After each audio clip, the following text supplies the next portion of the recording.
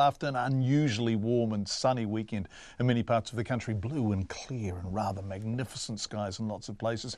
We're in for a much less good week ahead. In fact, Auckland's weather is about to turn pretty unpleasant, and soon Waikato and Taranaki may be tested, and in the south, temperatures that suggested spring had sprung or was springing will be wound back again. First, the front that's about to hit Auckland.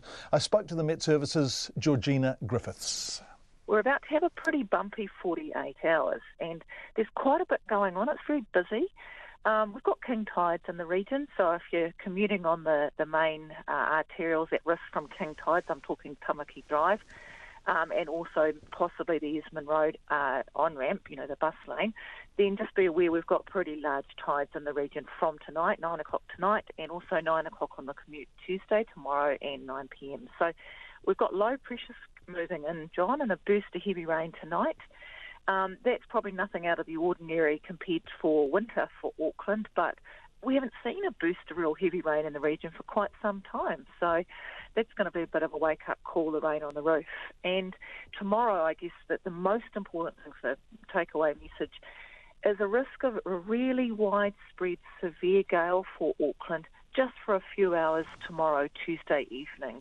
And this has some of the hallmarks, but not all of them, of that 10th April wind event. Now, just before people get too excited, it's not a given, not a guarantee yet. We're keeping a close eye on it. So last time, as you remember, for 10 April, we were gangbusters, little low, will happen, highly damaging. This one, we're seeing some of the models put a little low close to Auckland and have some damaging winds, but those winds are not as bad as what we saw in the 10th of April event. So sure, a windy period tomorrow night, and if you're wind sensitive or travelling, just keep a really close eye on what MetService is saying around the warnings on that event for Tuesday evening. Where will the winds be coming from, Georgina? Oh, the good old southwesterly, which we haven't seen in the region for a little while, since 4 months ago. So this could be a decent whack, or if we get lucky, could be more like Waikato and Taranaki, the low passes slightly further south. Let's fingers crossed for that. But Bay of Plenty, Waikato, Auckland, Northland, Coromandel on watch for a windy period Tuesday PM. Power outages with trees down and that kind of thing, will it be that big? Oh, it's a bit early to see, to tell the damage, because of course, the damage equation isn't the same as what sort of wind speeds we're forecasting. It's not linear.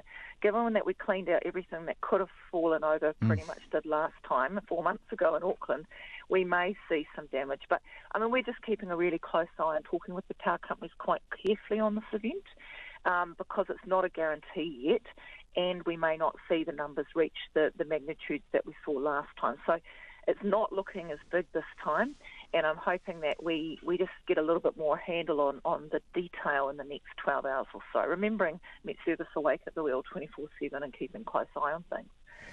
Hey Georgina, the weekend was beautiful in many parts of the country, wasn't it? And it felt like spring had arrived. But I think August can lull us into a false sense of security like that a bit, can't it? August can be a bit sneaky on that front. Yeah, you should swap jobs and become one of us, I think, John, because you nailed it just then. Yeah, it's sneaky old August. It's been very mild the first half, as expected. Really warm, felt like spring, and it was sunny, and it was gorgeous most places. So that's pretty cool, and it did feel nice, and so many people have said, wow, wasn't it a nice weekend? But this week, looking ahead, looks really unsettled, rather windy, with quite a bit going on. Expect a couple of fronts to move through and produce brief wind and brief heavy rain for many places see that, particularly the western areas. And next week signals much colder, so we haven't finished with winter for parts of the country, particularly the lower two-thirds, I'm guessing. So we haven't finished this warmth. Enjoy it while it lasts, put it that way. Georgina Griffiths from the MetService.